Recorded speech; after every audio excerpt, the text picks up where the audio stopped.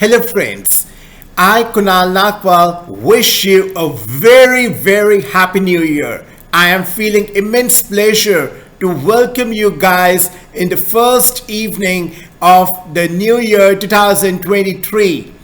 And I really wish that the supremacy and the divine light of our ever benevolent Almighty Father bless your path with unlimited brightness, helping you to explore new avenues in each and every aspect of your life filled with divine glory and enlightenment. Dear guys, I really wish that His auspicious presence makes your lives worthwhile, helping you to cultivate His eternal wisdom in each and every aspect of your lives. So dear guys, let's begin with our economic session with being fully charged with positive energy and motivation. So here it goes. Dear friends, today we are basically going to explore the insights being presented by Ms. Poonam Gupta, who is actually the ET contributor, one of the main ET contributors. And this article has been very well drafted by Ms. Gupta, who is the Director General, National Council of Applied Economic Research. And also Mr. Ahmed is the Research Associate at the same organization, that is NCAER. So they basically portray that now is the time for policy making aimed at insulating the Indian economy from the global headwinds and the immense shocks.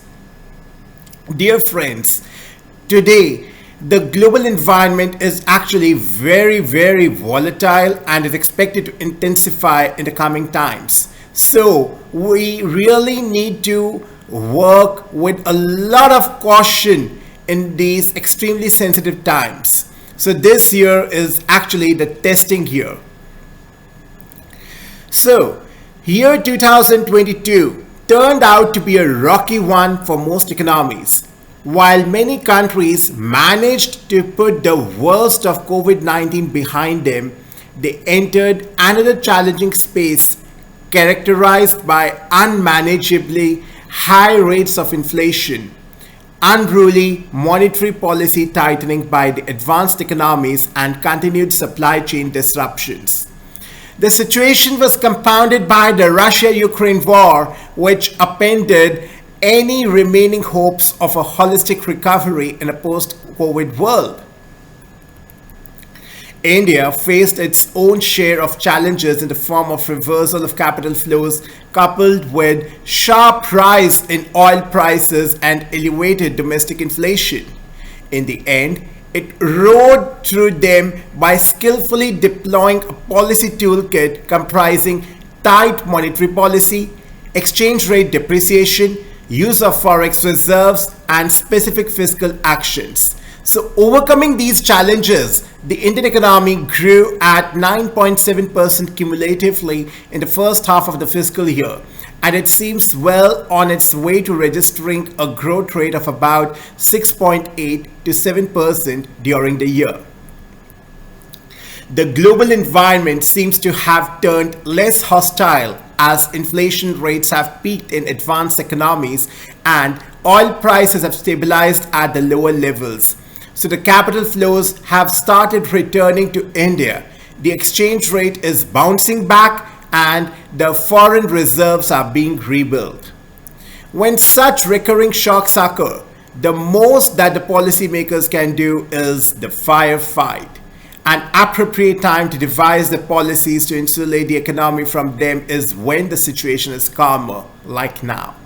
This is just the right time to build resilience in the capital account volatility and put in place the policy frameworks to mitigate the impact of the oil price shocks and tame the vegetable price inflation.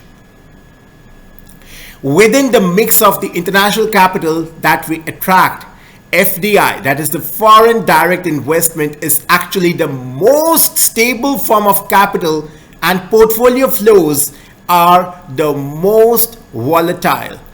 Now, in order to reduce the capital account volatility, it will be advisable to change the mix of capital inflows towards the more stable forms of capital, particularly FDI. With the declining intensity of oil in the gross domestic product, the relevance of oil prices in the Indian economy has diminished but has not disappeared. It will be useful to prepare an oil price mitigation strategy comprising an oil price stabilization fund, replenishment of strategic reserves, hedging against large price increases, and locking in of the oil supply at low prices. Food inflation, especially the vegetable price inflation, has been particularly volatile in India. Monetary policy is a blunt instrument for addressing it. Instead, better demand-supply management is needed to tame it. It will be a win-win for all. It will stabilize the farmer incomes, liberate monetary policy from responding to food inflation, and therefore provide a useful political narrative.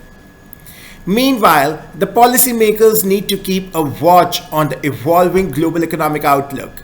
The global growth is slated to slow down as the effects of monetary policy tightening will set in.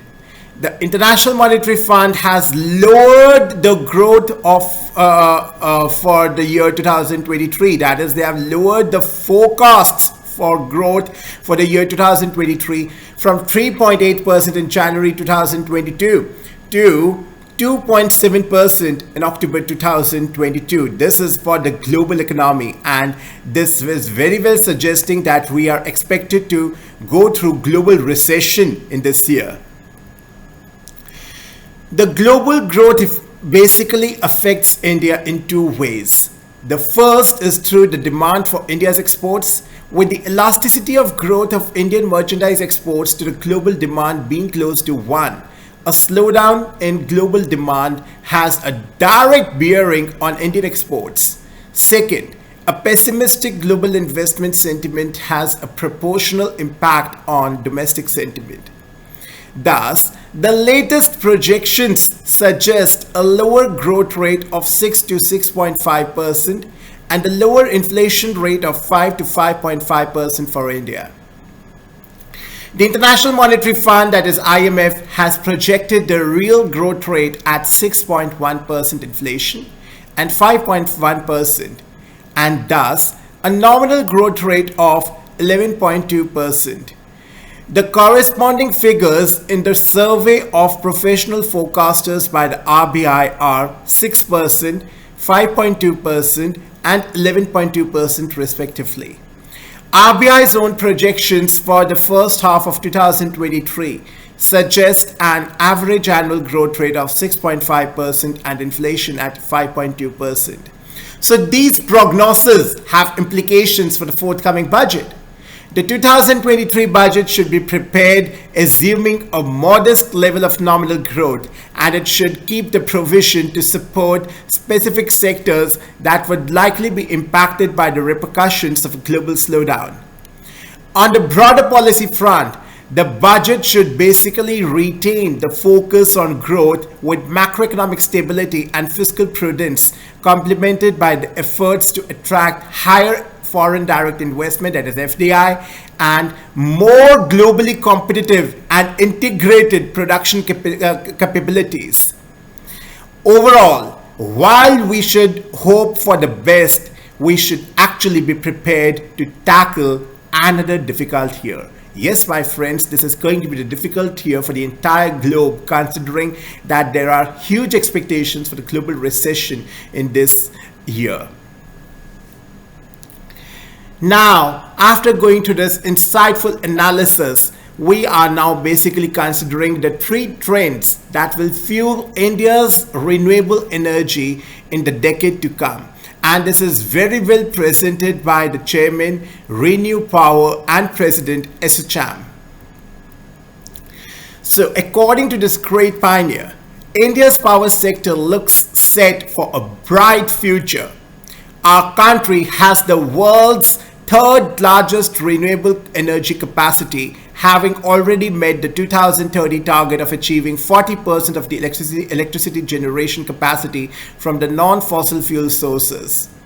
By 2026-27, our country's power generation installed capacity is likely to be close to 620 gigawatt, of which 38% will be from coal and 44% from renewable energy sources. The increased adoption of electric vehicles, coupled with the rapid pace of industrialization and the development of residential sectors, will add considerably to the demand for power in the country. Here, renewable energy will be an important part of the mix and hence help the bridge help in overall bridging process of the energy gap. According to him, there should be actually three trends in India's renewable energy sector in the next 3 to 5 years. 1. India will become a supplier and exporter to the world. Yes, you have heard me right. India will become a supplier and exporter to the world as far as the renewable energy sector is concerned. With the incentives being provided by the government already, the manufacturing ecosystem is improving and we are likely to see India produce the components for solar power, batteries, electric vehicles, green hydrogen, among others. This, along with the global move to diversify the supply chains, is likely to create significant opportunities for India to export to the rest of the world along with meeting our own requirements. 2. We will see the requirement of round-the-clock power solutions using only the renewable energy as a way of easing its absorption by the grid. There will also be storage solutions using either batteries or other mechanisms. 3. Green hydrogen will emerge as an important instrument to decarbonize broader of the energy value chain, including in the corporate sector. A number of companies in the renewable power sector are likely to set up the pilot scale plants in both India and other countries and will focus on achieving economies of scale through larger installations. So dear friends, it really feels fantastic that we have such amazing vision for the Indian economy as far as the renewable energy sector is concerned. Moreover, we have also the strong policy making plans aimed at insulating the Indian economy from the global shocks, as the coming times of the global economy are really going to be quite sensitive. So dear friends, I really hope that today's session has helped you to grasp very important aspects pertaining to Indian economy and how it is expected to maximize its overall productivity and enhance its overall energy base by building on its core areas of strengths. So dear friends, I'm really feeling quite overwhelmed by expressing such great visions by the respected pioneers. So I would like to conclude my session here itself. Thank you so much, and I would really feel grateful if you could please subscribe to my YouTube channel in order to getting notified with important economic updates. Thank you so much. Namaskar. Jai Hind.